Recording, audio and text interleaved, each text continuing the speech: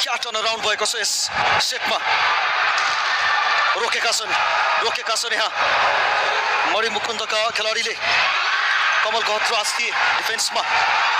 रमन तर यहाँ भने हृदय तल भेटेका छन्। आरबीलाई कुलाइसकेको छ।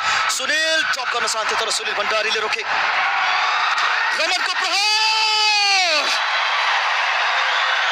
रमन कुमार यो खेलाडीको तारिफ कति गर्नुहुनेछ तपाईँ?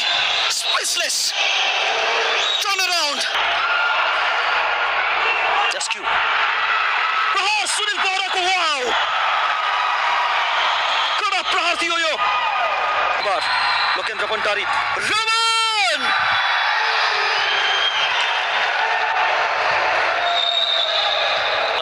मौका पनि हुनेछ यहाँ प्रहार गर्ने। रमन फेरि पनि प्रेस गर्न त गएका छन् तर यति फास्ट पेसले अट्याक गरेका थिए रमनले कि